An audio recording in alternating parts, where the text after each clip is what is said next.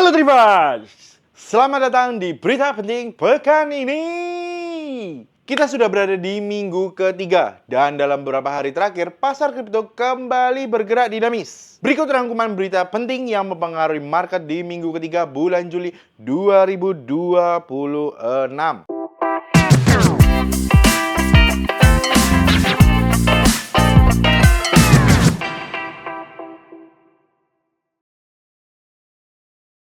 Nah, berita pertama.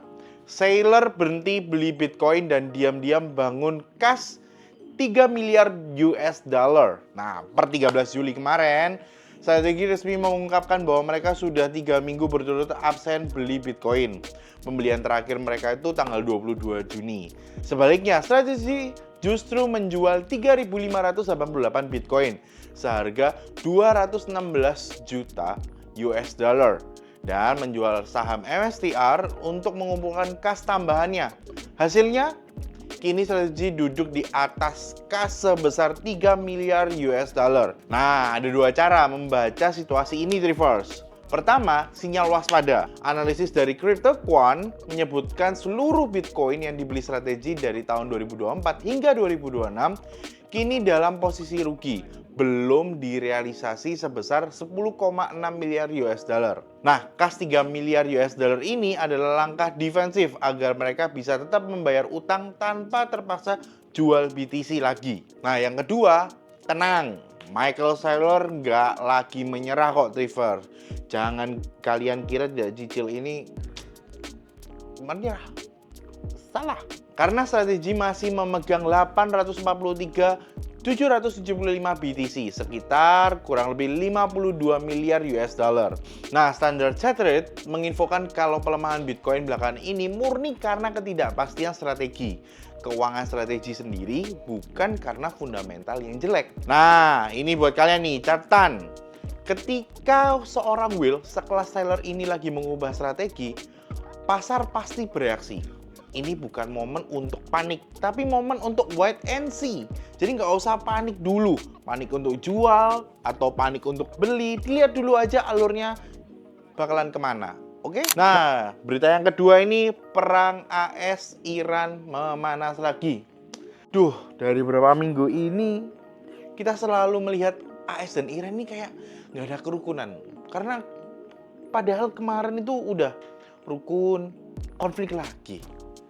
Ya, konflik AS Iran ini kembali memanas lah setelah AS meluncurkan serangan target ke Iran, merespon gangguan kapal komersial di Selat Hormuz. Iran langsung membalas ke instalasi militer Amerika Serikat, genjatan senjata yang ditandatangani Juni lalu kini di ujung tanduk. Nah, dampaknya ini langsung instan ya. Bitcoin langsung turun lebih dari 2%. Harga minyak melonjak dan obligasi AS menjadi naik. Ini bukti nyata kalau Bitcoin sekarang sudah berperilaku seperti aset makro global yang sensitif terhadap geopolitik, bukan lagi sekedar aset yang spekulatif. Nah, per hari ini nih, situasi masih tegang setelah Trump menyatakan kepada Kongres bahwa AS resmi masuk dalam siklus konflik yang baru.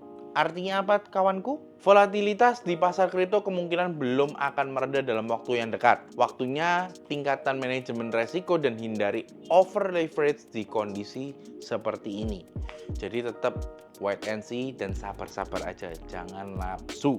Nah, yang berita ketiga ini dari Piala Dunia 2026. Per hari ini sudah memasuki babak semifinal dan kemeriahannya langsung menular ke pasar kripto lewat performa fan token. Chiliz meluncurkan program Burn to Glory. Jadi setiap kali sebuah tim menang, sebagian token nasional mereka akan dibakar secara permanen. Nah, Piala Dunia 2026 kali ini membuktikan kalau teknologi Web3 bukan lagi sekedar soal investasi yang kaku, tapi sudah sukses bertransformasi menjadi infrastruktur, hiburan, dan wadah interaksi baru bagi jutaan fans sepak bola global. Nah, berita terakhir datang dari para whale yang aksi borong besar-besaran di tengah koreksi ini. Wow, Will ini gas terus ya kalau dilihat ya. Kita intip pergerakan dari data Uncin sendiri ya.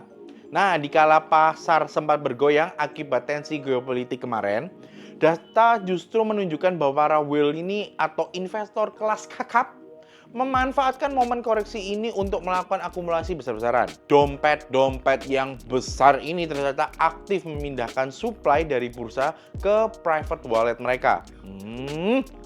Apakah ini mereka siap-siap ya? Tapi nggak tahu ya. Coba kamu cari datanya sendiri. Nah, fenomena ini seringkali dipandang oleh analisis sebagai indikasi kuat bahwa para pemain besar sedang mempersiapkan posisi untuk jangka menengah, mengantisipasi pasokan di pasar yang semakin menipis. Catatan baru buat kita nih traders, di saat investor retail cenderung panik melihat volatilitas, smart money para whale ini justru melihatnya sebagai peluang diskon. Jadi kita harus tetap fokus pada gambaran besarnya ya. Ingat, kalian jangan terlalu mengikuti juga. Kalian harus riset juga. Kenapa ini smart money ini mau pindah uangnya itu ke walletnya. Nah, ini kalian harus riset juga sendiri. Ingat, semua keputusan investasi itu tergantung pada diri kalian sendiri ya. Tetap dior. Oke lah, itulah beberapa berita penting yang mempengaruhi pasar kripto sepanjang pekan ini. Terima kasih atas perhatian Anda dan sampai jumpa di berita penting pekan ini selanjutnya. Bye-bye.